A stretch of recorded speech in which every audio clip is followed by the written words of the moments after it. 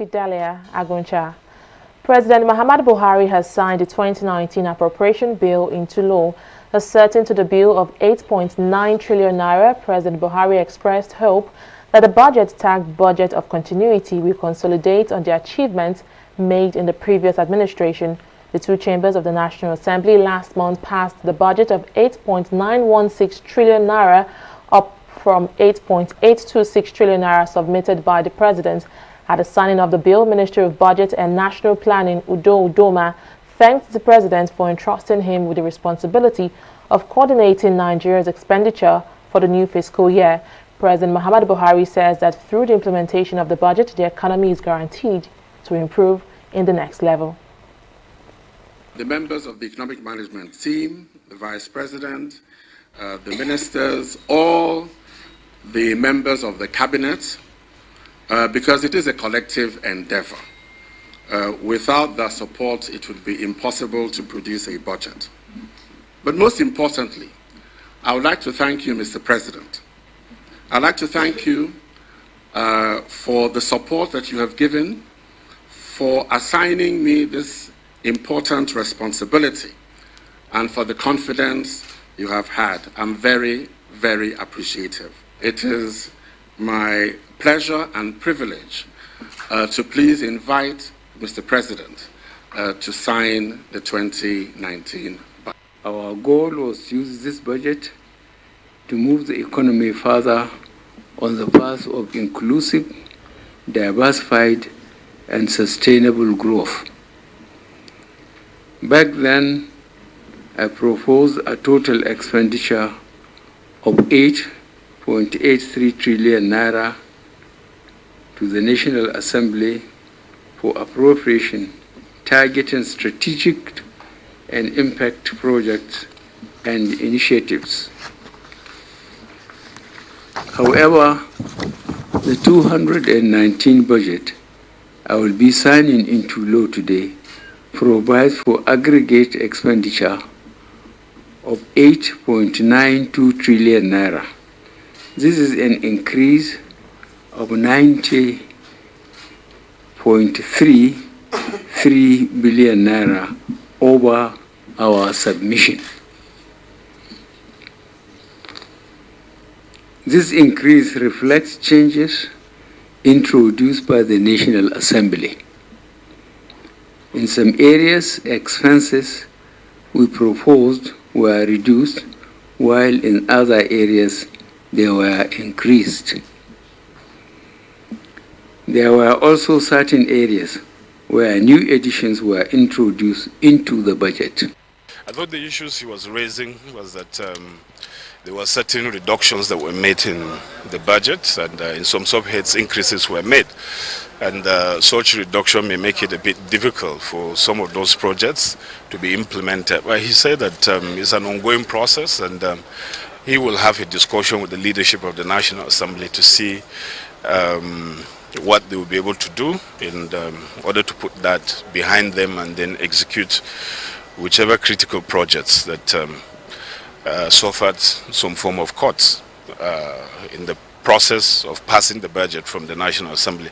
But above all, I think what I heard him say very, very clearly is the issue of aligning the appropriation period from January to December, just like it is the case in the private sector. And I think that can really be achieved. Meanwhile, President Buhari has met with the Northern Governors Forum over the growing spate of insecurity in the region. According to assuring the forum of his commitment to ensure peace and stability in the region, President Buhari promised to increase the frequency of his meeting with security chiefs. He also expressed interest in getting report from governors who have difficult relationship with security heads in their states. While noting that normalcy had virtually returned to the northeast, the governors, however, warned that armed banditry was posing a dangerous threat and needed to be tackled. Katsina State Governor Bello Masari briefed State House correspondents at the end of the meeting. Take a listen. The issue that protest to the president is about security, the rising insecurity in Northwest, North Central, and Northeast. Northeast is known for Boko Haram insurgency, but of recent, what was known to be cattle rustling in Northwest and some parts of North Central has turned out to be something different from what we had before. So this concern made us come and brief Mr. President so that urgent action should be taken in order to curb this deadly menace of banditry, which is gradually graduating into insurgency. With a looming deadline of Tuesday, May 28, President Muhammadu Buhari has obtained his Assets Declaration form. The form was delivered to him by the chairman of the Code of Conduct Bureau, Mohammed Issa. The development comes less than 48 hours after the Code of Conduct Bureau, CCB, said all public officers whose tenures end on May 29 must submit their end of tenure asset declaration forms on or before Tuesday. President Buhari is set to be sworn in for a second term in office alongside his vice, Yemi Osinbajo, on May 29, 2019. Senator-elect and former governor of Abia State, Orji Uzor Kalu, has endorsed Senate leader Ahmed Lawan for the position of Senate President in the 9th National Assembly. The former governor endorsed the Yobe State Senator when he visited him in his home in Abuja. Kalu, who traced his relationship with Lawan back to their school days as roommates at the University of Maiduguri, urged the Senate leader to lead the 9th Senate well if elected. My position is that I have already endorsed Ahmed Lawal as the Senate President, and that is, in my mind, is sacrosanct in my mind, and I'm appealing the other parties. Let it be a bipartisan something. Let us have only one candidate of the Senate, and instead of going to drag about. So we're on course. APC lawmaker Ugonna Ozurigbo is no longer the member-elect for Nkweresu Federal Constituency of Imo State. A federal high court in Owerri on Monday nullified his victory and pronounced Kingsley Echendu of the People's Democratic Party the authentic winner of the election. The suit was filed by one Harrison Nwadike, who prayed the court to declare him the authentic winner of the party's primary election conducted in the constituency. Nwadike based his argument on claims that Ozurigbo was given an automatic ticket and did not take part in the primaries. Ruling on the matter, Justice P.A. Regime held that authentic tickets were not known to law. The judge also ordered INEC to issue Echendu, who came second in the general elections, with a certificate of return as the rightful winner of the poll. Meanwhile, a federal high court in Abuja has dismissed money laundering charges preferred against a cousin to former President Goodluck Jonathan.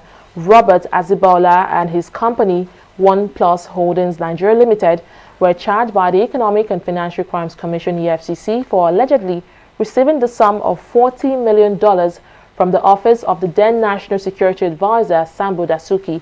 The EFCC claims that the defendants are after receiving the money, failed to deliver the products, but delivering judgment on Monday, Justice Nnamdi Dingba discharged and acquitted Azibola and his company on grounds that the prosecution failed to prove the case beyond reasonable doubt and lacked evidence to support their claims.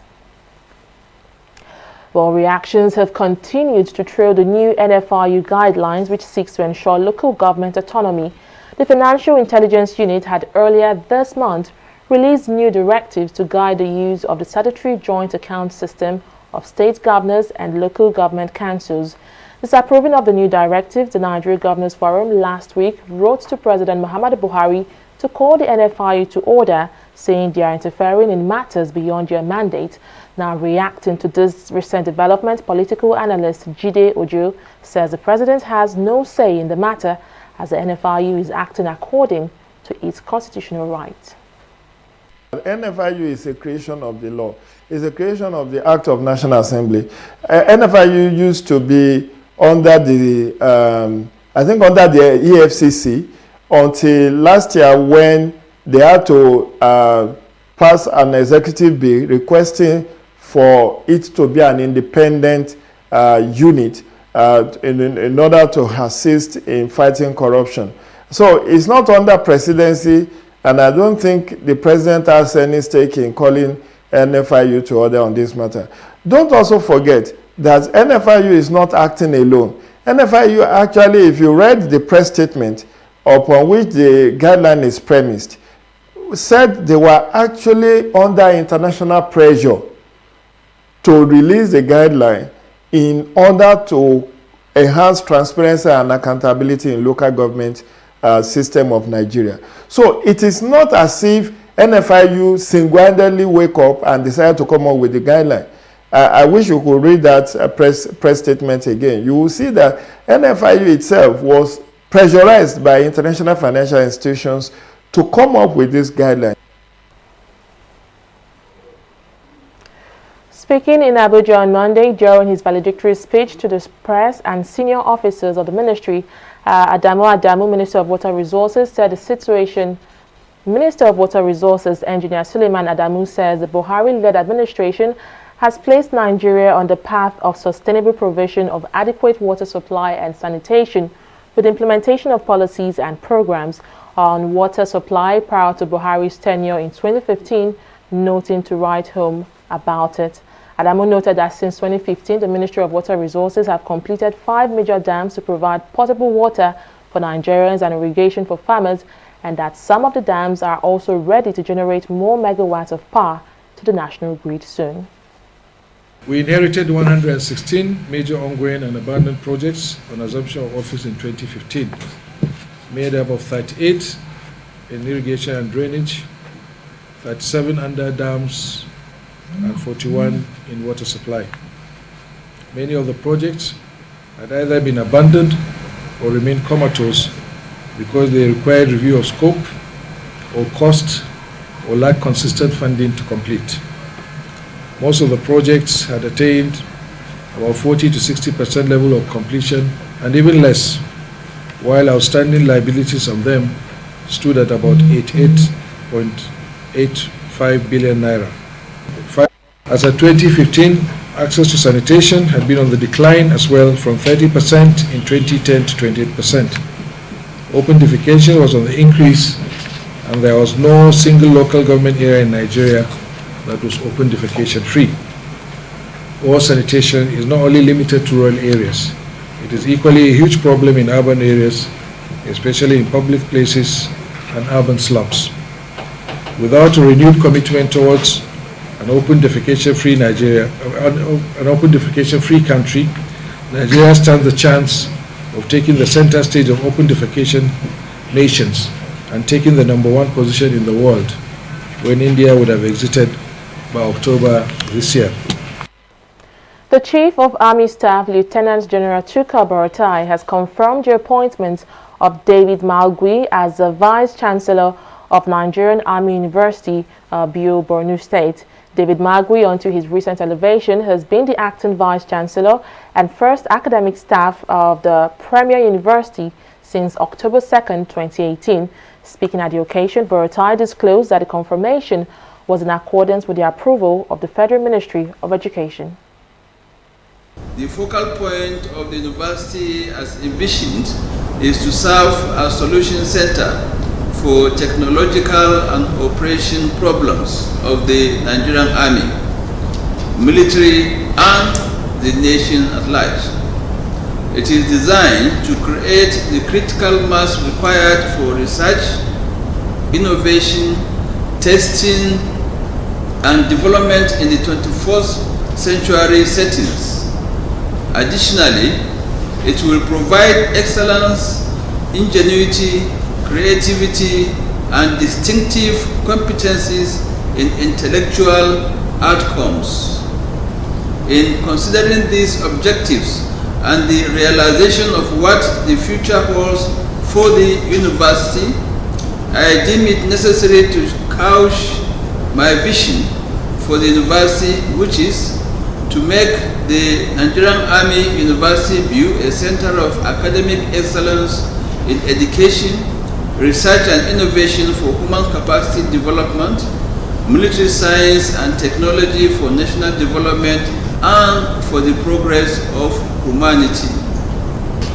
Since my appointment as the acting Vice Chancellor and the first academic staff of of Nigerian Army University on the 2nd of October 2018, I ensured that all measures were properly addressed to ensure that the dreams of the founding fathers and the implementation committee were met. The full support of the COAS and the top management staff gave me an edge in the daily running of the institution. Today, I am happy to inform you that Nigerian Army University has more than 500 academic and non-academic staff, filled with a cream of well-celebrated professors with high international repute. With this, I most sincerely appreciate the COAS as the Chairman, Transitional Governing Council of Nigerian Army University, BU, for supporting me throughout this period. I promise to discharge my duties to the best of my ability. In the spirit of Children's Day celebration, parents have been charged to support the development of their children's talent and also help them imbibe a reading culture from the early stages of their lives. Now, this was at the front burner of discussions at the maiden edition of the Eco Children Literacy Fest held in Lagos, Southwest Nigeria.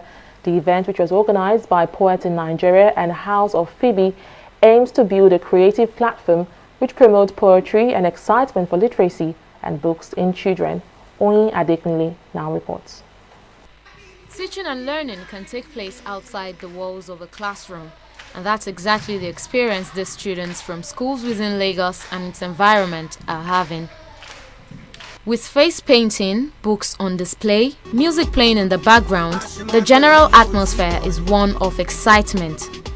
Children also utilize the mobile library that has been made available by iRead. One of the highest points at the event is the showcase of young talents, some of whom are making headway in business combined with their school activities. 8-year-old Munyolua is the creative director of Ari Care Photography, while Marianne is a child author who has 3 books to her name. I went to a birthday one day. They gave me a toy camera when I was like 2 years old. When I was 3, my grandma gave me an old camera. On my 5th birthday, and I bought my own Nikon D7000, and that's how I became the youngest photographer in Africa. I've been using my imagination to make up stories for my siblings, but I felt it was time to share it to the whole world. Usually, when I get back from school, I do my homework, then my house chores. But if no one needs me for anything, I settle down to start writing. The beautiful part of writing is that you don't have to get it right the first time, but just start writing. At the end, you get it right. It was indeed a delight to watch another young rapper do his thing. He advises his mates to pursue their dreams vigorously. I normally watch some educative videos of people that present, and I told my mom, I think I want to start this thing. She started teaching me, so I'll cram. Like this one time I crammed like 7 pages within just 45 minutes. And I'll tell other students is you should always be bold, even if you are not correct, even if you are shy, you should always be bold. Organizers of the event speak on the essence of literacy networking for children and how it is promoting the culture at a time when technological advancement is changing reading habits. We are in a world where children get to be used to technological materials even before they get out of diapers. So it is not so easy to get them to do some literary activities and get them involved in literacy, especially when it does not have to do with animation and some stuff. So I decided to put together a kind of play-based platform for children, and that's the Eco Children Literary Festival, where they can get involved with so many activities, literary, artistic, creative, theatrical, and all centered around books, reading and literacy.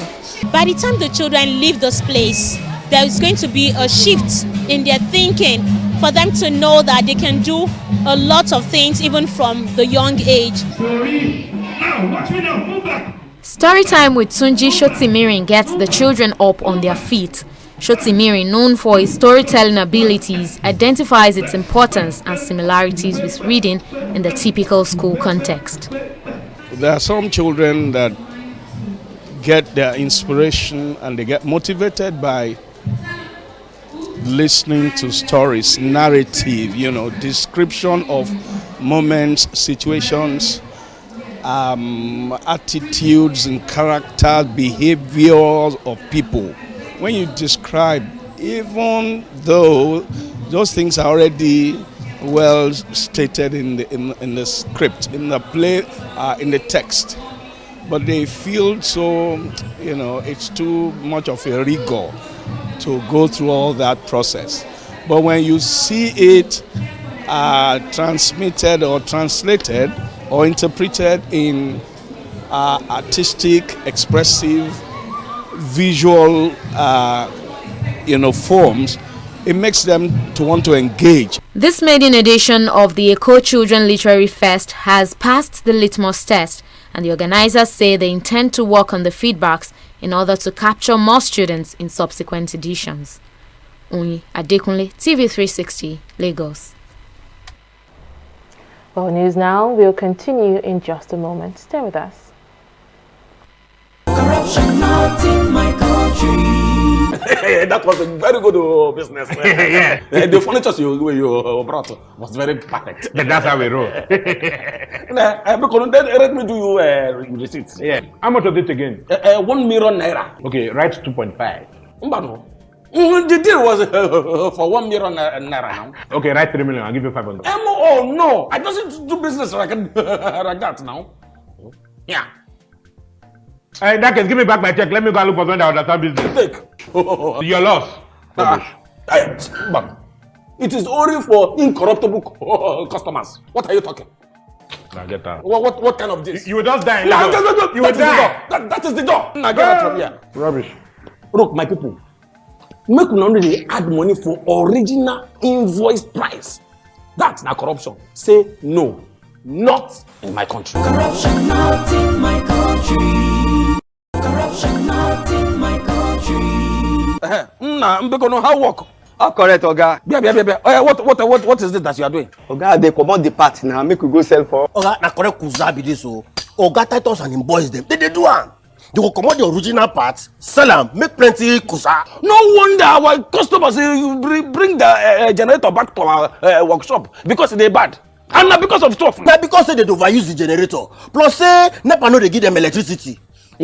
Before I open my eye, Makachuku look at my talk in the heaven. Replace this original generator parts back inside this generator of my customer. In short, before we do am, frog jump. One. Frog jump. 1, 2, 1. Stealing of generator parts or changing of original parts to a fake one. That is corruption. Not in my country. Corruption not in my country.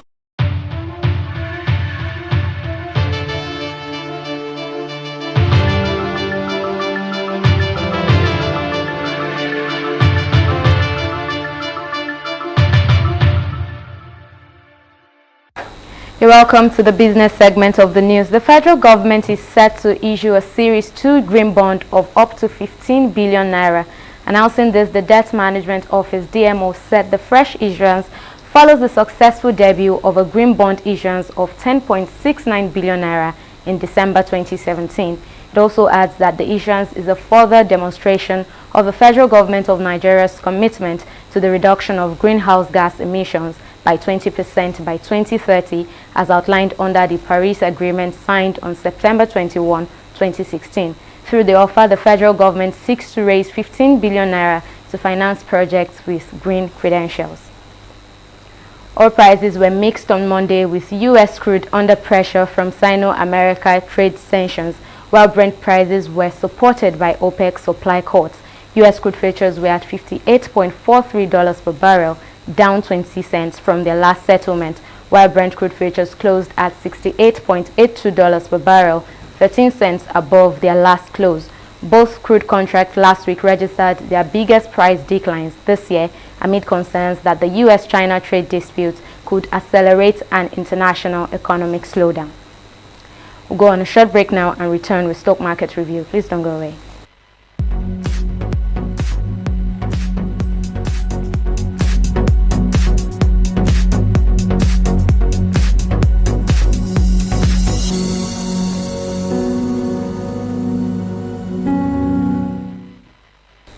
The negative trend in the Nigerian equities market has extended to the second day, beginning new activities just the way trading ended last week. Although the all-share index maintained the 30,000 benchmark, it is down by 2.22%, while market capitalization also sank from 13.601 trillion naira further down to 13.299 trillion naira. Again, MTN is topping the list, the losers chart. We see that Dangote Cement is also trailing MTN. They've been doing this for a while now, and they've been through the market pressures together, both good and bad. From leading the gainers chart for about 6 days, both equities are trailing each other, losing 10 naira and 8 naira respectively. Of course, we also see that Forte Oil and Africa Prudential Oil PLC could not keep their heads above water as well. And despite the losses, we see equities like EcoBank, Transnational Incorporated, and Zenith Bank, which managed to sustain its gains stay on the top advancers, just like they continued in that trend. They were there last week, last trading day last week, and they're also there today. We also see Dangote and Zenith Bank on the chart as well. And moving on, we see that in summary, over 148.213 million shares were traded today, a bulk of which was realized from equities in the banking sector, and the value of all that came to 2.217 billion naira, and that's in 3,654 deals. Outside of Nigeria, we see that FTSE is posting gains while Dow Jones closed in the reds, as a fresh wave of economic data is influencing investors' decision in the markets.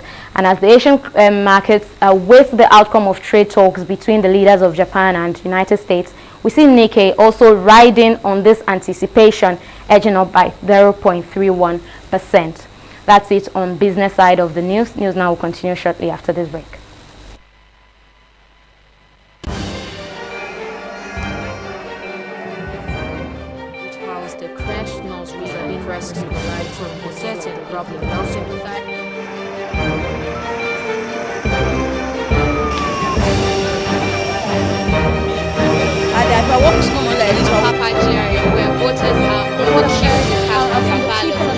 That the election has been postponed, and Nigerians have been reacting to that. Local area of Lagos as early as 7 April, some minutes past the incident has been managed.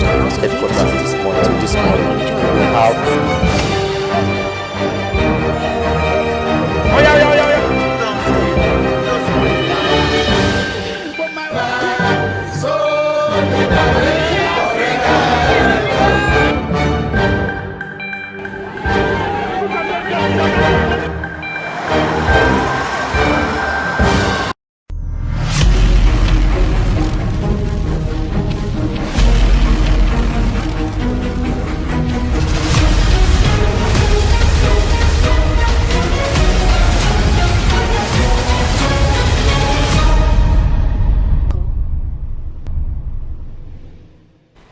Welcome back. Let's now go to the foreign scene, where South African President Cyril Ramaphosa has signed into law a carbon tax to cut green gas emission in the continent's worst polluter. The tax, which is a rare step for an emerging economy, will be levied from June 1st on greenhouse gases from fuel combustion and industrial processes and emission. The tax was first planned in 2010 but has been delayed by opposition from businesses and industries. Ramaphosa said the move is part of South Africa's effort to meet the global climate change agreement negotiated in Paris in 2015. And to sports, Peter Cech has announced that he will retire from professional football after his side Arsenal faces his former club Chelsea in the Europa League final on Wednesday. Cech, who is 37, enjoyed the best years of his career at Stamford Bridge, winning 13 trophies including 4 Premier League titles and the Champions League in 11 seasons, before moving across London to Arsenal in 2015. And his close relationship with Chelsea owner Roman Abramovich looks set to see him return to the Blues in the coming weeks as the club's new sporting director. Cech lost his status as Arsenal's #1 during Unai Emery's first season in charge, with Bernd Leno taking over in the Premier League since September, but the Czech veteran has started all of Arsenal's knockout games to reach the Europa League final. The success of Arsenal's season depends not only on lifting the first European trophy for 25 years in Baku, but also on ensuring Champions League qualification that will come with victory. And that's the size of our bulletin today on News Now. Thank you so much for joining us. I am Fidelia Aguncha. Bye for now.